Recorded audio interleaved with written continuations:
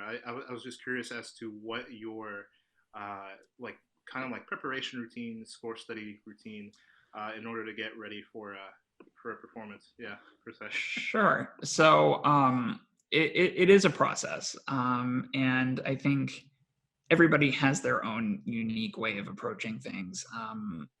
And my process is assembled largely from my three most prominent teachers, who are Charles Peltz at the New England Conservatory, Mallory Thompson at Northwestern University, and Mark Scatterday at the Eastman School of Music. From Dr. Scatterday, I, I learned kind of my beginning stages of score study, which is literally to sit down with a score, read it like a magazine, just kind of flip through it casually, just see what sticks out.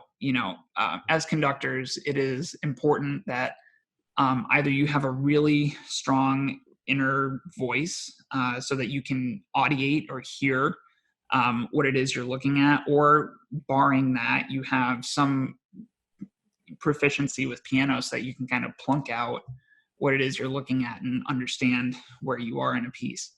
But seriously, just sitting down casually, just kind of seeing what pops, making little notes. Like I'll star little sections like, oh, that's interesting. I wonder what that's about.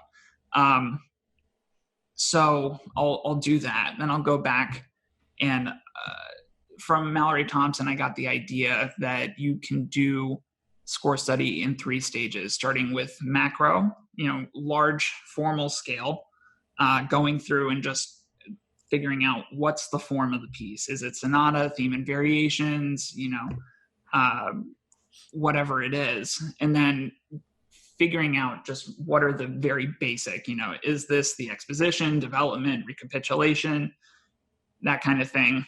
And then working your way to a micro scale. So figuring out how long each of the phrases are, where the key areas are, what the key relationships are, studying some of the intricate orchestration, understanding how certain instruments interact with others and how certain themes are developed, and then working back out to a macro scale so that you kind of combine all of that information you have gleaned through your score study and making a formal analysis of it. So that's something I got from Charles Peltz at NEC, graphing out what he calls a timeline.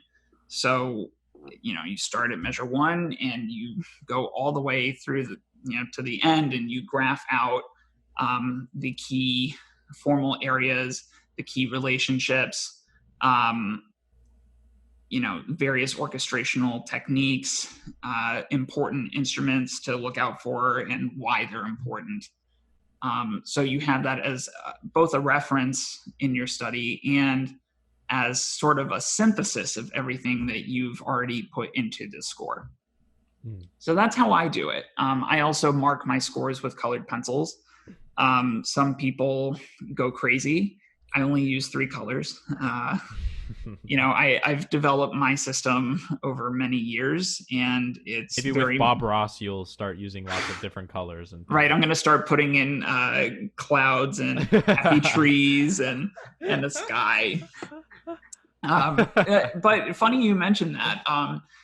I do put in adjectives to describe certain emotions that I am going for at a certain section, and I pride myself on my vocabulary. So, I'll come up with some really interesting adjectives like seductive or salacious, even.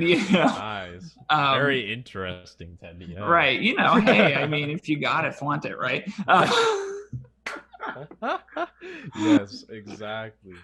But I think words have real power, and understanding what a word can bring out as far as an emotion in another human being is really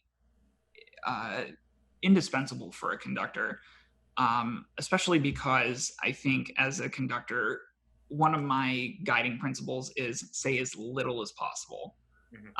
Again, thank you, Charles Peltz, for that one. He taught me that if you can't say what you want to say in 7 words or less, you don't know what you want.